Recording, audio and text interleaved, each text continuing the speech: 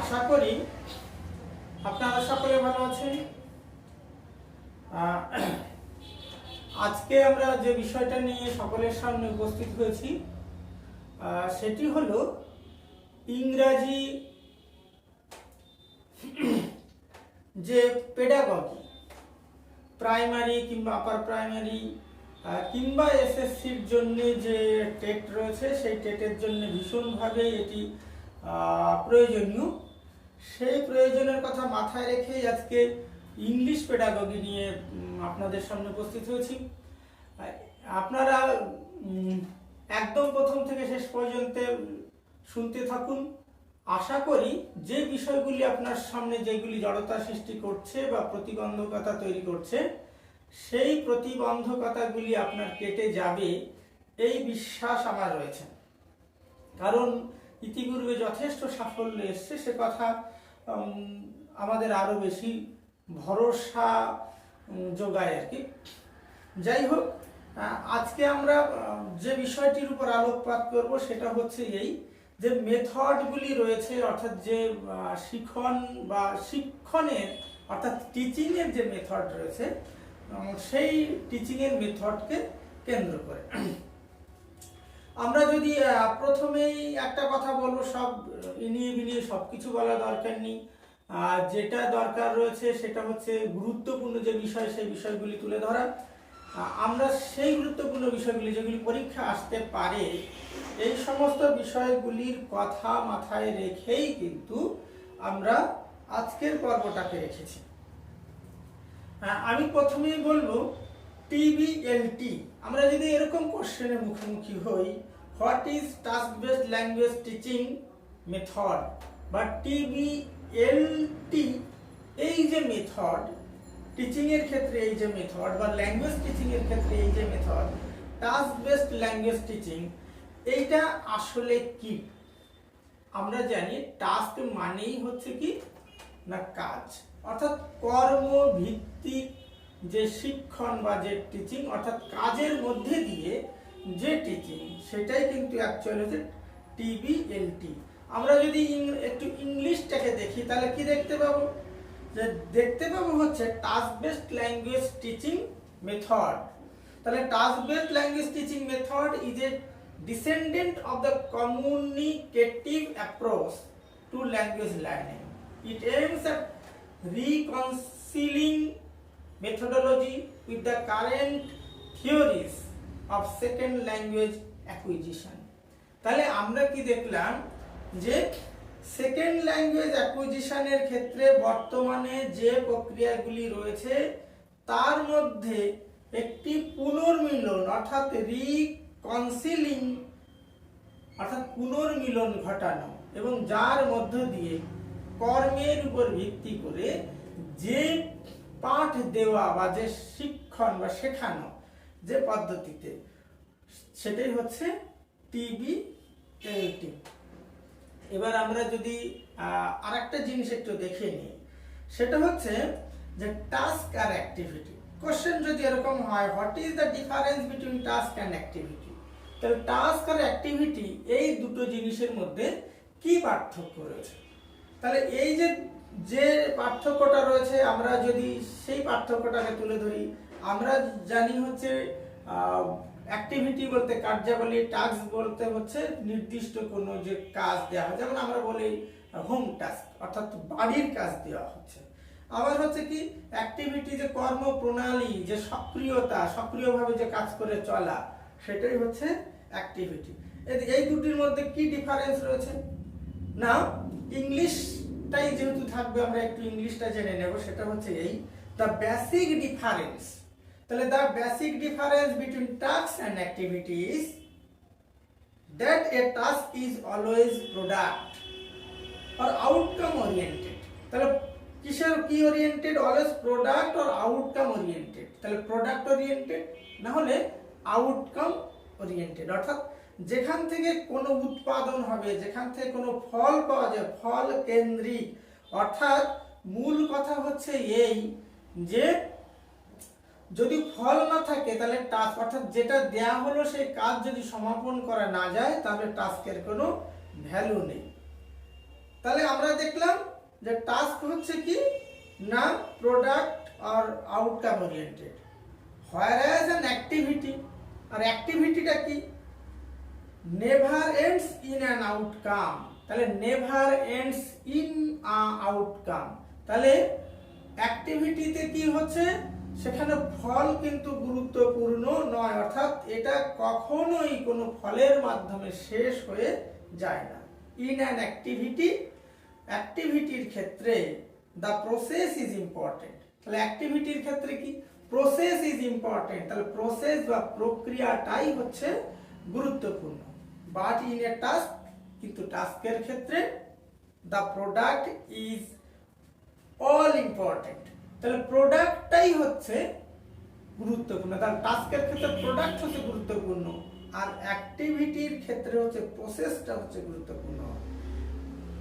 আর বলা হচ্ছে and it comes through a process, তবে এই টাস্ক যেটা সেই টাস্কটা কিন্তু কিসের মধ্যে দিয়ে চলে না একটা অ্যাক্টিভিটি বা একটা প্রসেসের ভিতর দিয়ে, অর্থাৎ অ্যাক্টিভিটিটা হবে প্রসেসের ভিতর দিয়ে, সরি টাস্কটা চলবে একটা প্রসেসের ভিতর দিয়ে, এবং যে প্রসেসের ভিতর দিয়ে চলছে সেটাই হচ্ছে অ্যাক্টিভিটি। তাহলে আমরা দেখলাম টাস্ক হচ্ছে যে কাজটা দেওয়া হচ্ছে, অর্থাৎ আমরা যদি ভাষা শিক্ষণের কথা বলি যেটা শেখানোর কথা বলা হচ্ছে সেইটা যখন আমরা শিখতে পারছি বা সেইটা যখন আমি ফল করে দেখাচ্ছি বা আমাকে যে কাজটা বাড়িতে দেওয়া হচ্ছে সেটা কাজটা করে আমি যখন নিয়ে আসি সেটা হচ্ছে task.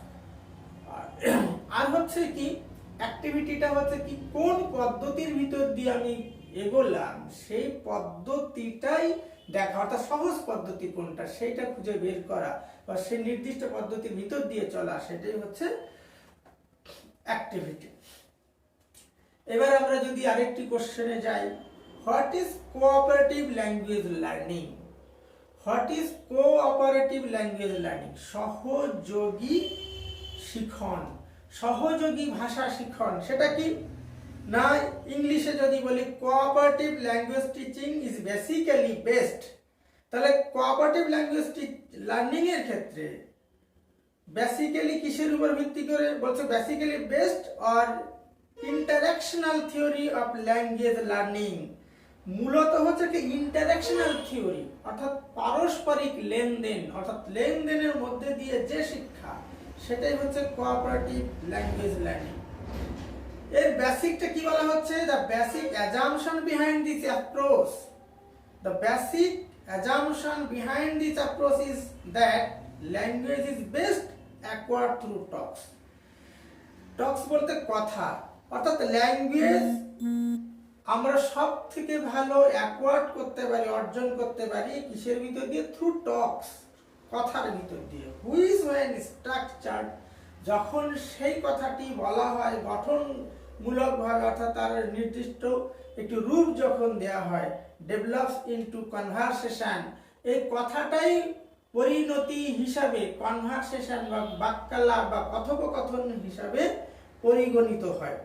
Ensuring interaction in groups, ensuring interaction in groups or in pairs, কিন্তু এখানে নিশ্চিত হতে হবে যে এই কথোপকথন যেন একটা দলের মধ্যে কিংবা দুজনের মধ্যে যেন মিনিমাম হয়, এবং সেটা কি হতে হবে? ইন মিনিংফুল সিচুয়েশন, এবং সেটা অবশ্যই হতে হবে সেটি যেন মিনিংফুল সিচুয়েশন, অর্থাৎ কোনো অর্থপূর্ণ পরিবেশের মধ্যে দিয়ে, অর্থপূর্ণ পরিস্থিতির ভিতরে যেন সেটি সমাপন হয়।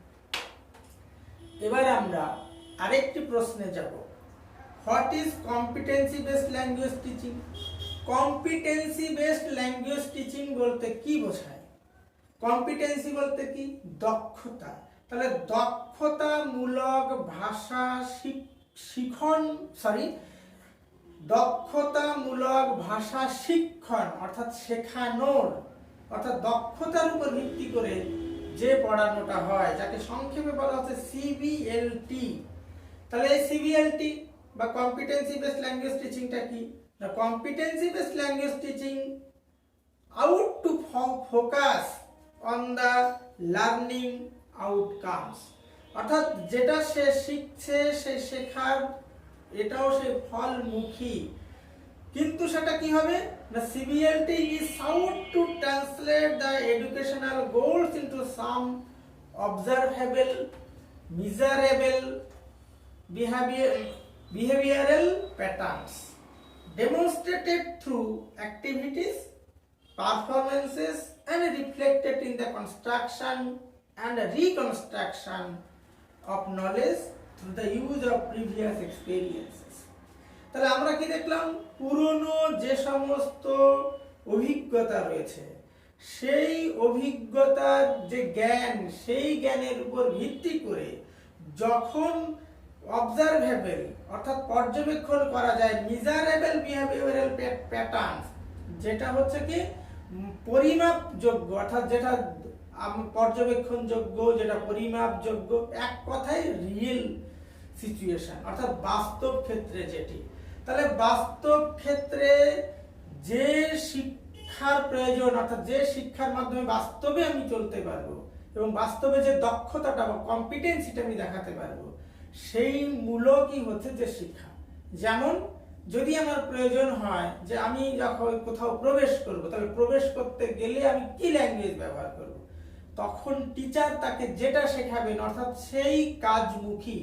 এই ক্ষেত্রে বলা যায় সিবিএলটি হচ্ছে ছোট ছোট পার্ট শিখন, অর্থাৎ যে সিচুয়েশনে পড়বে সেই মুখী তাকে যে শিক্ষা দেয়া হবে, সেই ছোট ছোট সেই শিক্ষা, সেটাই হচ্ছে কি সিবিএলটি টিচিং। অর্থাৎ এক কথায় বাস্তব জগতে চলতে গেলে, রিয়েল লাইফে চলতে গেলে, অর্থাৎ নিজের জীবন অতিবাহিত করতে গেলে যে ভাষা শিখনের আমার প্রয়োজন, সেই ভাষা শিখনটাই হচ্ছে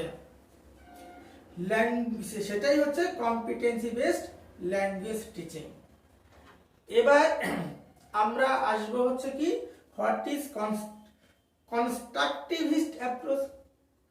কনস্ট্রাকটিভ অর্থাৎ কনস্ট্রাকশন বা তৈরি করা, নির্মিতিবাদ অর্থাৎ তৈরি করা, এই পদ্ধতিটা কি জিনিস না, এই যে অ্যাপ্রোচ, এই অ্যাপ্রোচটা কি না, এই অ্যাপ্রোচে বলা হচ্ছে constructivism as an approach to learning and teaching in school is opposed to knowledge as given, and knowledge is embedded in the prescribed textbooks. তাহলে টেক্সট বুকের মধ্যে যা কিছু রয়েছে তার মধ্যে দিয়ে যে শিক্ষা তাকে দেওয়া হবে বাধ্যতামূলকভাবে, সেই শিক্ষায় বিশ্বাসী নয় কনস্ট্রাকটিভিস্ট অ্যাপ্রোচ। তাহলে কি করতে হবে, তাকে কি বলা হচ্ছে না constructivism permits a child to formulate its own knowledge through observations, inquiries, experiences and experimentations.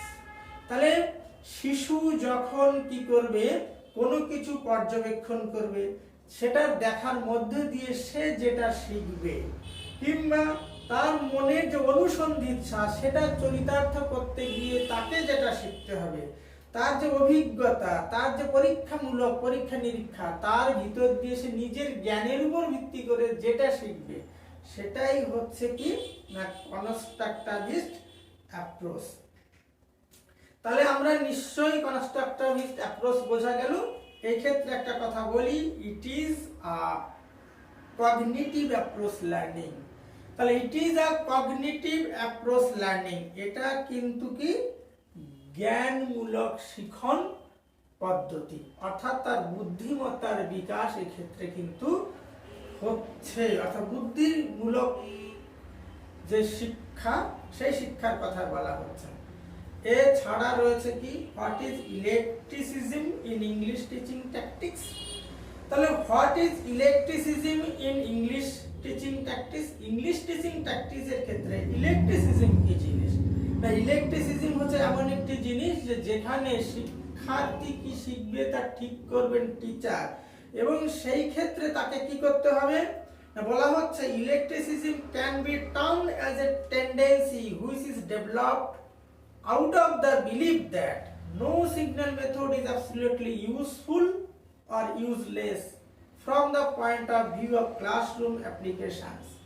তাহলে কোনো পদ্ধতি, কোনো মেথড নেই যেটা সম্পূর্ণভাবে ঠিক কোনো ক্লাসে বা শ্রেণীতে ছেলে মেয়েদের পড়ানোর ক্ষেত্রে। সেই জন্য শিক্ষক মহাশয় ঠিক করবেন তাদের পরিস্থিতি অনুযায়ী, পরিবেশ অনুযায়ী বিভিন্ন পদ্ধতির মধ্য থেকে, বিভিন্ন মেথডসের মধ্য থেকে কিছু কিছু কালেক্ট করে নিয়ে প্রয়োজনীয় যে শিক্ষাটা তাদের দেবেন বা যে পথটা তিনি অবলম্বন করবেন, সেটাই হচ্ছে ইলেকট্রিসিজম tactics by electricism in English teaching tactics। বলছে in other words, অন্য কথায় কি বলা যেতে পারে, each method has some essential classroom efficacies। তাহলে প্রত্যেকটা মেথডেরই কিছু না কিছু কার্যক্ষমতা রয়েছে। তা যে কার্যক্ষমতাগুলো রয়েছে সেগুলোকে শিক্ষক মহাশয় বুঝবেন, কোন কার্যক্ষমতা সেই সময়ের জন্য বা ওই ক্লাসে প্রযোজ্য সেটা শিক্ষক মহাশয় ঠিক করবেন। যাই হোক, আমরা বেশ কয়েকটি অ্যাপ্রোচের কথা বললাম, সেগুলি আপনার সামনে তুলে ধরলাম। আশা করি আপনারা বিষয়গুলি বুঝতে পেরেছেন।